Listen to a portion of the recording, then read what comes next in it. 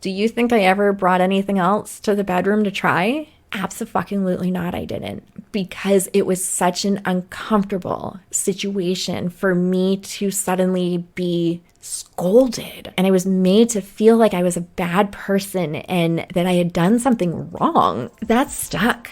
And I never tried anything new again. Hello, welcome back to Pretty in Kink. I am always excited to know that you're coming back for more. So I love you guys. It has been amazing to see all the downloads I've been getting and just the support. So I love you so much. Even if you refuse to leave a 5-star review. Anyways, I don't want to guilt trip you too much. Anywho, we are here today to pay homage to the name of this podcast, Pretty in Kink. We're talking about kinks, and we are talking about introducing kinks to a partner and how tricky that can be sometimes. I kind of came into this episode through a listener question. Somebody had emailed me regarding his relationship with his girlfriend and her intense interest in his belly button. And before we go deeper into this episode, I want to address that email specifically and just say that one of the top things I saw in this email was almost an obsessive question of if that was a kink. And I think it is so important to remove the focus from that and just focus on if it's something you want to do. If it's something your partner enjoys, focus on why and how you can make the experience fun for each other. But who actually cares if it's really a kink? Like, what matters is that it's fun and you guys enjoy yourselves. So try to remove yourself from trying so hard to label something and move past that into just figuring out how to explore it. It's just what matters is your partner's interested, right? It being a kink or not changes nothing. And then there were 1,000 questions on how to explore it. And listen, I'm not a pro. Not a pro at all, especially with belly button stuff. Like, I don't know anything about that, but here's something amazing. Google. Google is amazing. So just Google it. It's amazing the things that you'll find. I did a very fast Google on belly button kinks, and it was interesting how many people say like there's nerves, I guess, that you can kind of feel through your belly button that can give you sexual pleasure. Apparently Madonna has quite an affinity for it. So it's a thing. It's something certainly you can explore, and Google had lots to share on that. So check that out.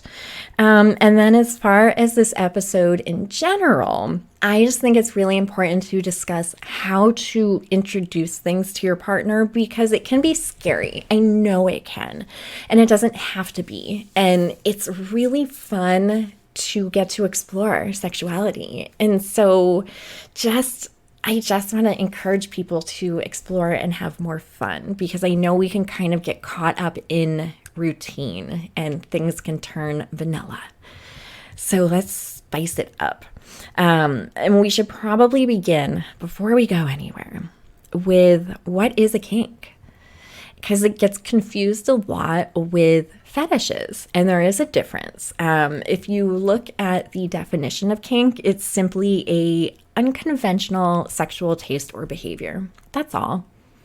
It's not a good thing. It's not a bad thing. It doesn't make something weird. It's just simply saying it's unconventional. And quite honestly, who gets to say what's unconventional and what's conventional, right? Like, again, who actually gives a fuck about the label, you know? And then as far as defining kink versus fetish, the easiest way I can explain this is a kink is it's a desire. It's something that you enjoy sexually, but you don't necessarily need it. It's not something you have to have in order to get sexual pleasure. Versus a fetish is something that is required to give you sexual pleasure. It's something that really you kind of need it. So whatever it is, it's just a matter of, is it something I need or something I want? For me personally, many people that have been following me for quite some time are very familiar with my kinks. And my top kink is spit. And basically, for me, it's my number one for sure. It's not something that I require. However, I do require it long term, meaning I can have sexual encounters with people that don't do it and I'm still satisfied. If I were to be in a long-term relationship with somebody that wasn't into it, I don't honestly think that I could maintain that relationship because it is that important to me. So while I don't need it to get off, it takes me to where I want to be. And I do think truly, I just don't think I could sacrifice that. I would need a partner that was truly into that. And I'll discuss further a little bit later on as far as how I discuss it with partners because, introducing things to people, nothing is cut and dry, right? Like there's no right or wrong. There's no rule book. So take the pressure off of yourself and just figure out what you want and how to present it. And I'm going to shock you with the advice I'm going to give you. It's going to be mind-blowing, something you have never heard before. Are you ready? Are you ready? Communication. Communication. I know. Gasp. You've got to communicate. And it's so important that you feel safe with communicating with your person, whether this is a one-nighter or a long-term partner. You have to feel safe and comfortable. If you're in a long-term relationship and you don't feel comfortable to go to your partner and say, hey, there's this new thing I want to try, if that gives you so much pause, it causes anxiety and you're like, I don't think I could ever bring this to them. I think maybe you need to step back and look at the bigger picture because we should never be in a relationship where we don't feel like we can talk about anything. Like, truly, if you are in a long-term relationship, I understand there's boundaries, but when it comes to discussing things like this, you really need to be comfortable with that, both of you. So just look at that in your relationship if you don't feel safe communicating. Because of the way that I have dated for such a long period of time, i.e. super casual, it's given me the opportunity to have these conversations over and over again. And so it's practice makes perfect. And I change my approach with every partner. It just depends on how I'm going to bring it up. But I am lucky that I have had an opportunity to have so many experiences because, again, it has allowed me to get more and more comfortable. I also know that for a lot of people, you're not there. You're not in a place that you might feel super comfy with talking about sexuality.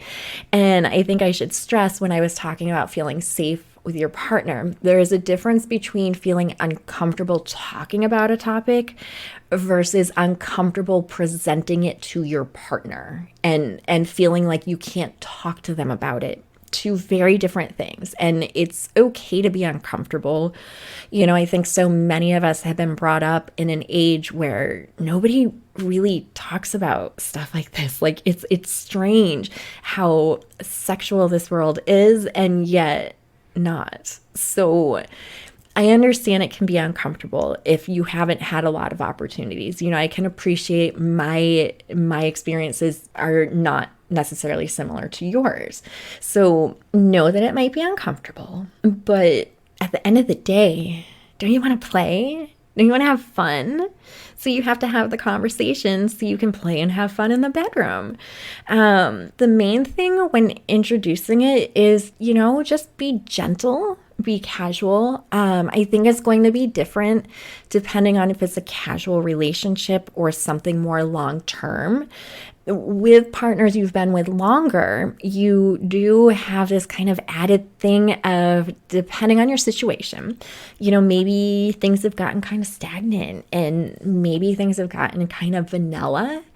And so the idea of bringing something new into the bedroom might be intimidating, just in that you're worried, like, what are they going to think? Because we've been together so long and I've never expressed an interest in this. So, just bring it to them and be gentle. And I think it's important that you make sure that your partner understands, like, listen, this isn't saying that you are doing something wrong, or that you're lacking in some way. It's just, I saw this thing, or I heard about this thing, and I think I want to try it. Are you down? I just want to spice things up.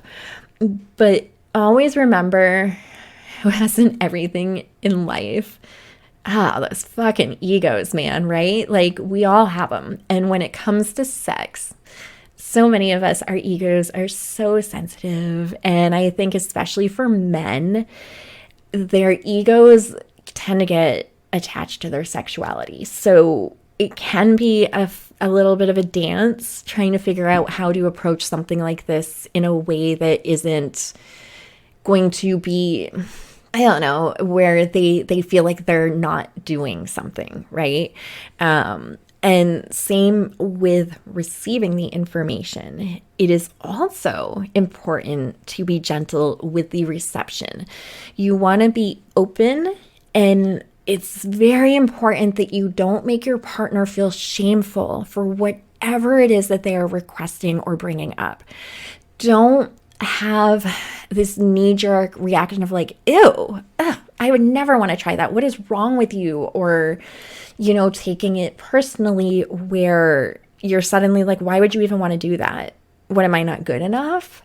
Gentleness on both sides of the table, I think, are important.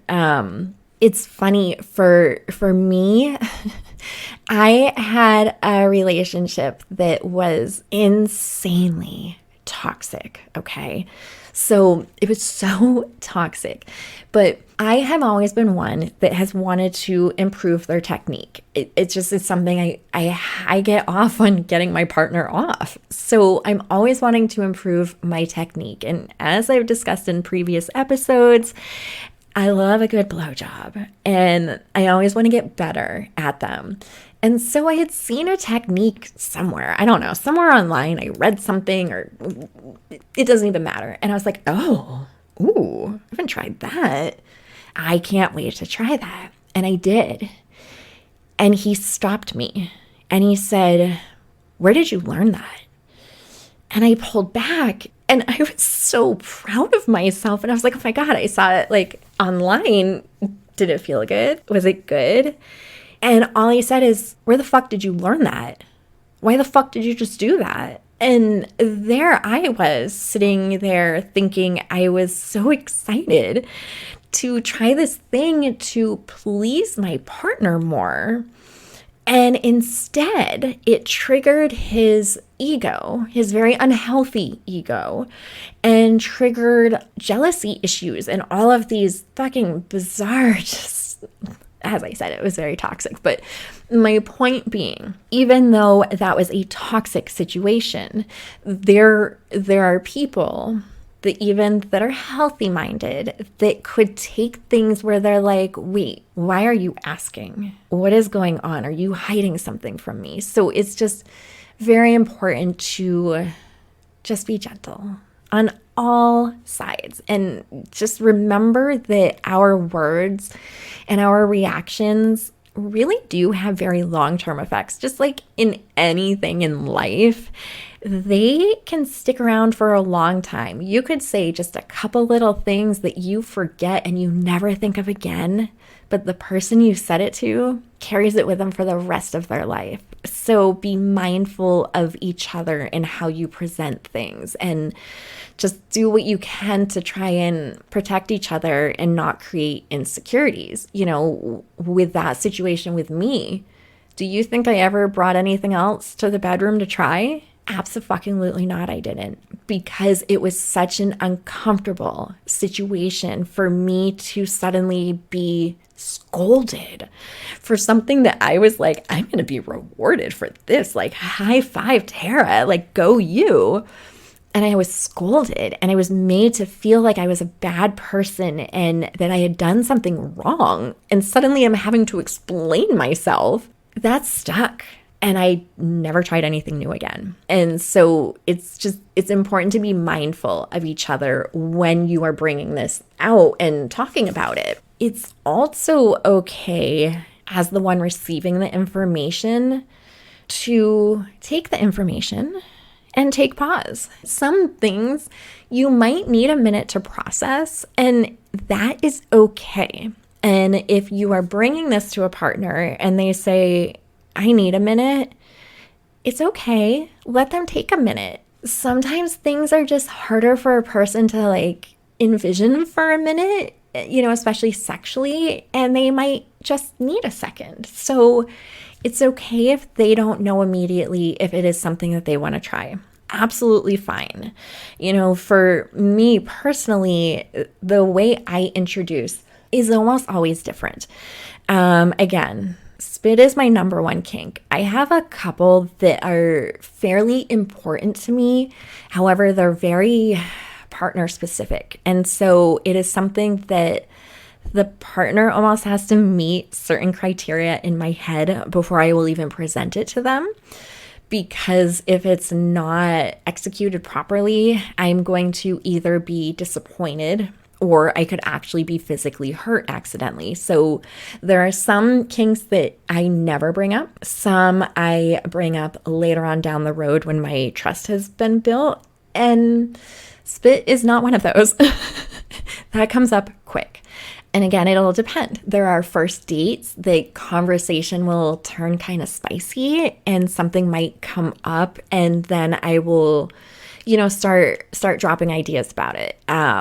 There are times where I actually had a first date with somebody and we hadn't talked about anything sexual. And at the end of our date, we had a kiss, and whew, you want to talk about a kiss that drops you?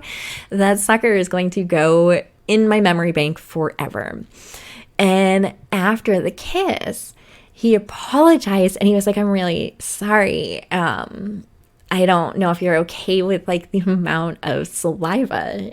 And your girl melted to her fucking knees there. I was done. And I was like, I just looked at him and I was like, so funny story, actually. That's a huge kink for me. Like, spit play is everything. And you could just see the look on his face, and it was just like fireworks because we both realized in that moment that we shared this kink. And so I took that opportunity to present it. And then honestly, quite often, I am an annoying chatterbox after sex. Shocking, right? Me, talkative, what? I'm a chatterbox. And so I love the like post glow conversation where you're like basking in the joy of whatever experience you just had. And, we'll start talking about the experience, which I personally love to do. And if you don't do that, I highly recommend it. It's awesome because you can realize so much more about your partner, whether casual or long term, where you're like, oh, fuck yeah, let's try that next time. Or like, hey, I really liked this. Do you think we could take it a step further?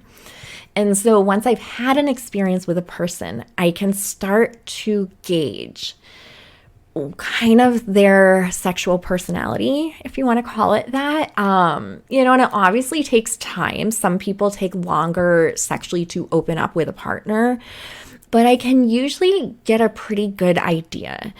And so if I get the vibe that, they're into experimenting and things just weren't super vanilla, I guess, I will start to bring up like, hey, there's this thing that I really like. What do you think about that? Have you ever done it? And would you? So there are so many different ways to bring it up to somebody. And then what do you do once you've brought it up, now what? Research. I know that sounds annoying. Like, let's do sexual homework, but we're going to do sexual homework. Like I said, Google is amazing. Just research. Especially if I could put a neon sign within a podcast, it would be this. Research, especially if it's any kind of pain play or choking. Research the fuck out of that, because that can go wrong accidentally very quickly if you don't know what you're doing. As well as you could take it too far with a partner without realizing it. So just do some Googling and make sure you understand the parameters of what you are doing. Again, it's not that there's any rule book or right or wrong way until you get to things like choking. And then there is most certainly a right and wrong way, which is one of the reasons I don't automatically ask for it from somebody. I have to say, it is shocking how many men will just put their hand on my neck and choke without consent, without any kind of hint beforehand that I might want it. And I can tell very quickly if they are experienced in it or not.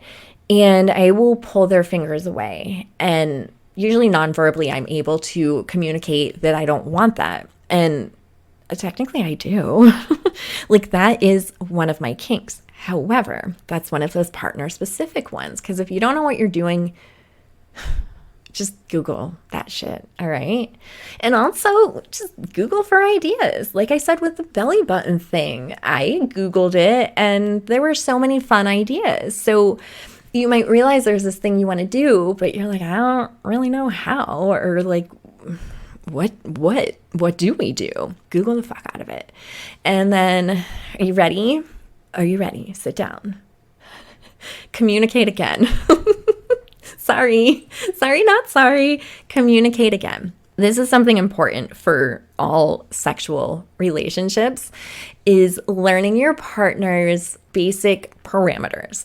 There are yeses, there are nos, and there are hard nos. I think it's most important to understand the line between no and a hard no. And really simply put, no is like, nah, I don't think I want to do that, but maybe check back in with me, and I might change my mind. And a hard no is absolutely not. That is something I absolutely refuse to try. I have zero interest in it, and please don't ask me again, because it's not something that's going to change. So understand that, not just getting to know somebody sexually, but also presenting a kink, because you have different things like impact play, where a no and a hard no will come in really importantly with, like, how hard do you want to be hit? I had a partner that I do like impact play to a certain degree, and I thought we were on the same page. And then he sent me a picture, and it was a picture of somebody that was like bleeding. And I was like, no. That's a hard no for me. Don't take it there. So there is a lot of responsibility with stuff like this, but you still have to have fun. I think that's one of the most important things, besides, the safety factor, is just have fun. Any of my partners, I think probably every single one, if you ask them, I can't take myself seriously, and that includes the bedroom. I can't. I can be sexy as fuck, and I can also be an absolute dork in the bedroom. And I have no problem laughing my head off. It makes things more fun. And I find, even in sexy situations, if you're used to also having fun and not being so serious, it can make everything more comfortable. So if you have like a weird thing that happens during sex, it gets messier than expected. If you have already this kind of air of enjoyment and fun, it's easier to take things in stride and not get embarrassed. So just remember it's fun. It should always be fun. And then check in with each other during, if you're playing and doing new things, like just check in like, hey, does that feel good? And it doesn't need to be a clinical check-in of like, hang on, let me get my notepad and I've got a couple questions to interview you with. You can ask in a sexy way, as well as you can communicate in a sexy way of like, fuck yeah, that feels good. So, make sure you check in with your partner. And then at the end, aftercare is so important. And I think we will actually have, a whole episode on aftercare because it's really important and it's funny. I have only recently realized how important it is for me. But just do some aftercare, spend time with each other, and when you're both comfortable, review the session. Again, that sounds so clinical. I don't mean it clinically, unless that's your thing and you want to play, a clinician. But just review, like, how was that for you? Did you have fun? Like, do you want to do it again? What did you like? What did you not? And go from there. And just remember, this is another neon sign. Can you see it? You might have to shield your eyes because it's so bright. This is important. You don't have to do anything that you do not want to do. As the partner that is receiving the information that your partner wants to try something new, you are the deciding factor. You get to decide what you're willing to do. That's up to you, not your partner. And always remember that. And the other important thing is the one receiving. Never shame your partner. Never. I don't care if they ask for the most absurd thing. So long as it is legal and it is safe, don't make them feel bad. I don't care if you feel disgust in your brain. Try and hide that, because the fact that they felt safe to even come to you, hold on to that. That's an honor. It truly is. As cheesy as that sounds, like, be honored that your partner felt safe enough to bring it to you, and just don't shame them. There is a way to decline without it ever having to be about them. This is like a true, like, it's not you, it's me kind of a thing. And as the one requesting, don't you ever pressure your partner to do something that they don't want to do. It is okay if maybe they say, like, I don't think that's something I'm into and want to try. Maybe ask them, okay, would you at least be willing maybe to research it a little, and maybe we touch base on that again later? Like, would you be okay if I presented this again once you've had a little bit of time? But do not pressure them. It's also very important for you to understand for yourself what are absolute musts for you and what you can live without. You have to decide on that. I want to say don't compromise, but like everything is a compromise. But you also have to be happy, right? So you have to figure out if there's something that you really enjoy and that you want, and your partner is absolutely not willing to do it. You have to make a decision of, okay, this is something that I can live without, or like, I don't actually think that I could go without this long term, and figure that out and what that means. And I know that sounds kind of dramatic, but I mean, there's certain things that really satisfy us that, I don't know, like I said with my spit kink, it might sound so absurd to some people. I truly am not sure that I could have a long-term sexual relationship with somebody. And maybe I'm going to turn around and eat my words in a year and say, you know what, I met the most amazing person ever, and they check every box except that, and I'm okay with that. But the way my brain sits right now, I really don't see that. I would need some form of spit play. And it's so important for me that my partner enjoy it. I don't want them to compromise for me. I don't want them to do something that they don't want to do, even if they are willing and they say, you know what, I'm going to do this because my partner likes it, but I don't. I don't care if they're like the most amazing partner I have ever had with any kind of spit play. If I knew that they actually had zero interest in it and they took zero pleasure from it, I wouldn't want that. That's a turn off for me. Like my biggest turn on is like knowing that my partner's fucking enjoying themselves. So I would never want them to do something for me that they don't actually want to do. It's just so important for me. So yeah, I mean, we have to decide what we're okay with and what we're not, and then go from there.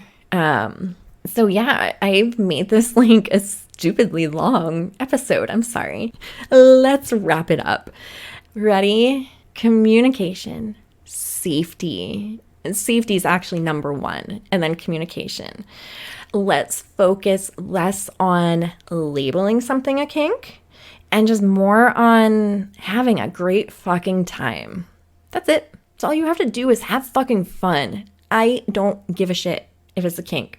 I don't give a shit if my person is the only person on the entire planet that has ever thought of this one activity. I don't fucking care. Let's try it and have fun. That's all that matters, is that I have fun in sex and that my partner has fun. So stop labeling things, all right? And just go play. Play, have fun, play Naked Twister. I don't know, do whatever you want. Have a blast. And that's it. That's all I got for you. So I hope you enjoyed. As always, always remember that I have got that link where you can reach out to me anonymously with questions or worries, or if you just want to vent, whatever it is. Maybe you just want to tell me how amazing I am. It's the praise kink. That's what that is. It's the praise kink. Go feed it. Also go feed it with 5-star reviews. Love you. Go get weird. All right. Love you. And I will see you next week. Hello. That was such a loud hello. Fuck is wrong with me? This might be a no-go. Thank you for coming back for another episode of an episode of what? Like, who am I? What am I? Do I have a name? I'm so sorry. I'm such a mess. Also important for you to understand. Why am I single? It's shocking. Okay, I'm almost done. I also think it's very important for you, as I'm saying this, like I'm smiling because I just burped twice. I get it. Like, this is not the tone.